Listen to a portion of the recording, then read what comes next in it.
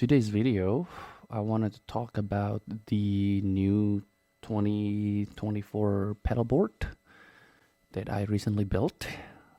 As actually, it's not recently because I already somewhat tested out and played it out outside in 2023 in some of the services. It sounds great. And then this is kind of like the video that I want to really want to make and want to share with you. So hopefully it gives you some insight.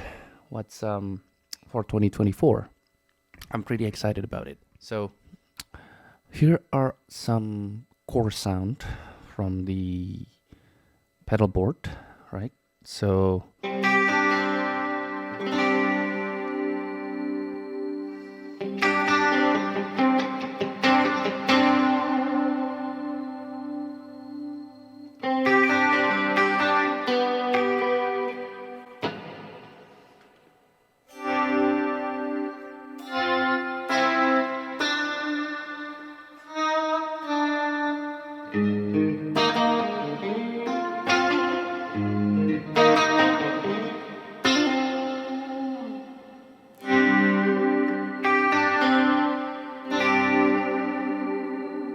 pretty neat. So that is one of the example of the tri-stereo chorus from the board is like a global preset in this board. Now, I do wanted to talk about the setup of this board. I think most of you will be interested how I set the things up and how I put the things in place. So at the get-go, everything in this board, the board itself, it's all wireless. So underneath the board, there's a Line 6 module or like a pedal actually. I think like G30 that goes to the wireless, to the Jim Styler, to the system. From there, it goes to the volume. As you can see here, that's the volume. From the volume goes to the, I believe, to the tuner. Tuner is going to the input of the PBC10. So by the way, the main controller of this big board here is the Mastermind PBC10 by RJM. So I was contemplating myself. I was kind of like in the discussion also with Ron, right? What will be like the best scenario or use case that I really want to get like wet, dry, wet sound. Is similar to what I have in the Dann Huff Rack restoration. So I decided to go with, PBC10. The reason with the PBC10 here is because PBC10, it does have the function of internal mixer for the loop 7 through the loop 10. So let's get back to it. So the input coming in, then it's gonna go to the, this is gonna be fun. It's going to go to the ToneX LA2A. So that's the compressor on the first loop. And second's going to the kilts. Third's going to the tip screamer, which is this one. And then going to the POC. And then going to Empress Deluxe Parametric EQ. Which is, I really like this pedal. It does pretty much the same, similar to, or even better actually, than studio compressor rack like DBX or something like that. But yeah, that works well for the, and then from there it's gonna go to the Friedman RX. I decided to use the RX because it's similar to what the JMP sound, JMP1, the rack preamp. It's not the same, but it's close. Since Friedman doesn't do the CC command bypass through the MIDI, then I had dedicated one loop for it, which is like the loop 6. The output from there, right, it's gonna go to the ToneX. Then the stereo ToneX is gonna come in back to the loop number 7, right, going to the internal loop number 7. And that's gonna go to this two pedals over here, which is the H9 and then the tri-avatar, tri-stereo chorus.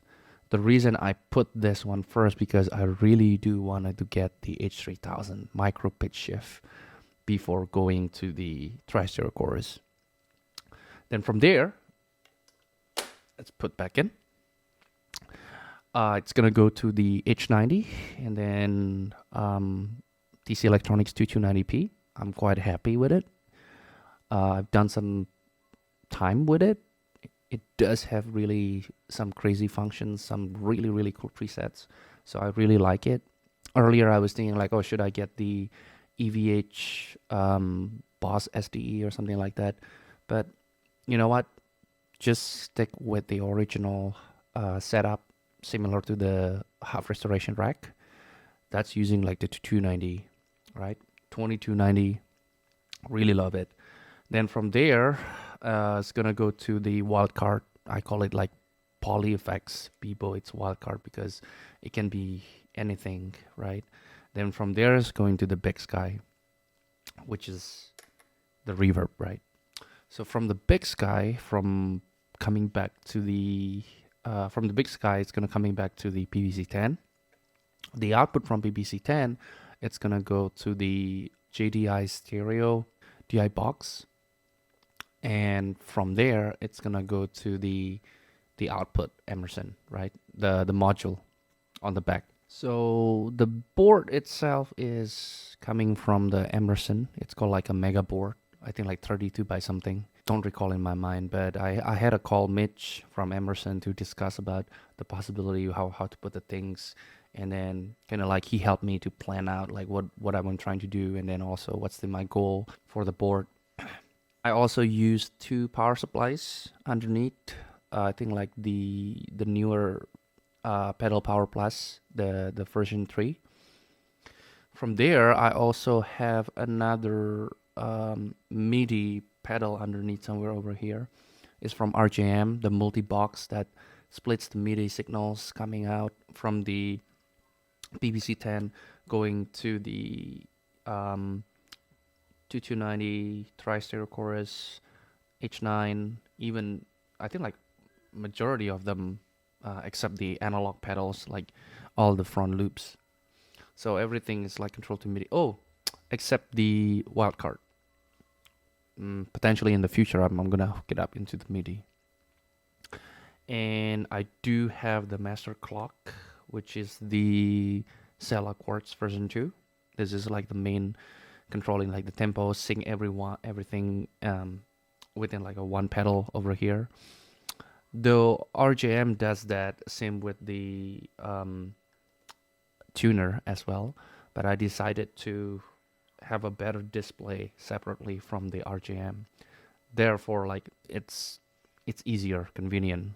I'm paying the price for getting like convenient, but it is what it is. It's pretty cool. And then from here, this part over here is the expression pedal. So it controls, like in this case, the Big Sky controlling the decay, I believe, like how long my reverb is gonna be, or you know, that's pretty cool over there.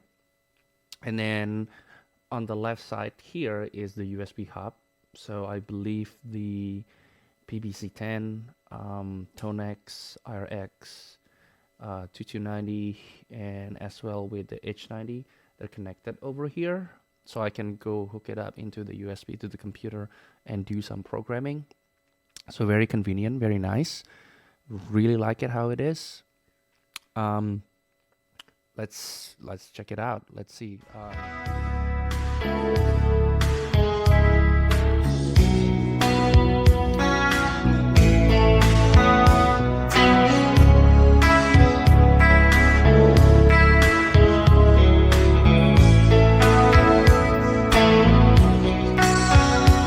Well,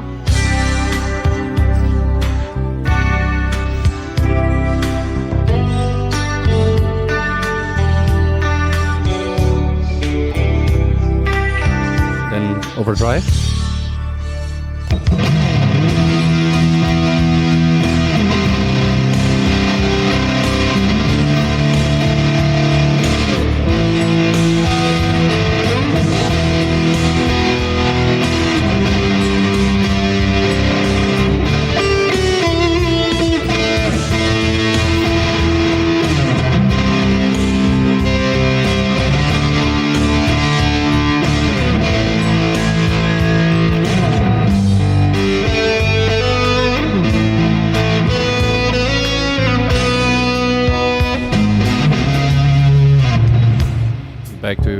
try stereo chorus again.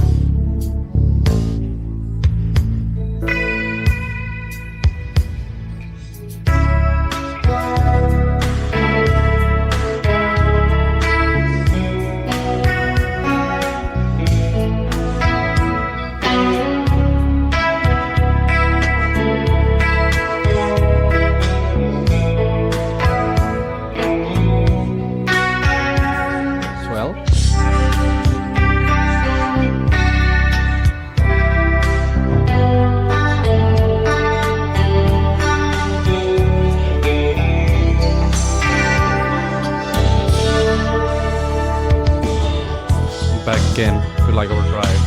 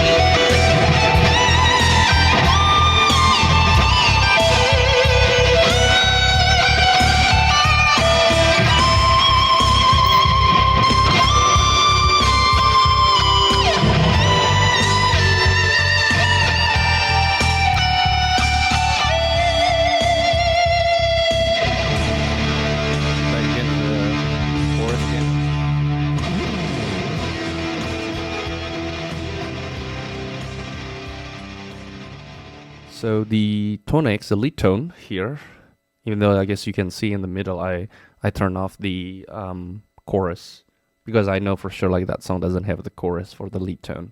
The profile for the ampli tube is actually came from Mike Nielsen from Big Hairy Guitars, Big Hairy Studio, BHP, right? Whatever the tone package that Mike Nielsen has. So I will consider like it's pretty good. It's pretty spot on. And as you can see here, the setup says like Fat Cash. So it's actually Fat Kasha from the rock mod, the first rock mod. He has like a lot of profiles that he did, which is like, it's fantastic. It's amazing. And then I really like it to use it to mimic exactly what close to the rack, right? Even though the rack that I did for the restoration doesn't have a rock mod. I have rock mod later on, the rock mod 2. It's not even the 1. But still, I think this is actually pretty close to the original or the, you know, the predecessors before I restore it, because it does have the profile with the correct preamp. In this case, it's like the Kasha rock mod, right? And then the RX is like what I said earlier, to mimic the Marshall JMP1 type of tone or any kind of like Marshall preamp. We go back to like the Bright, for example. This is also the Bright from the Kasha, the clean channel of the rock mod, which is still very, very cool, very, very spot on. And I would say like, you get that nice tone, maybe less decay.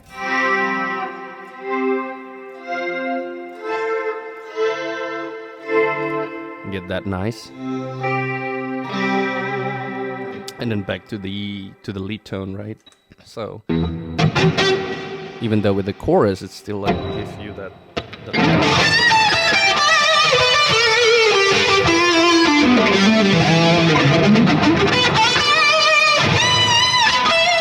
and then in the loop, I believe I use the 2290 over there, over here for getting the delay nice spread, and then the reverb, I believe right now for the poly effects, the wild card, I use the IR from the Lexicon 400L, the studio, the big calculator, and then using like the Big Sky. And they're not in series, they're actually all in parallel, so I still get like the wet, dry, wet type of sound. coming out from it, because the signal coming out from the, in this case, it's like from the IRX, right? It goes into like one line going over there. Let's say like this is like a line, right? One line going over there, going to the out, and then the another one is going over here for all this delays and all the reverbs, right? And another one, you know, 1, 2, 3 over here, and then they're mixed together going out from the PBC10 output. So it's very, very cool, very nice. So you can get like nice long tail sound if I wanted to like.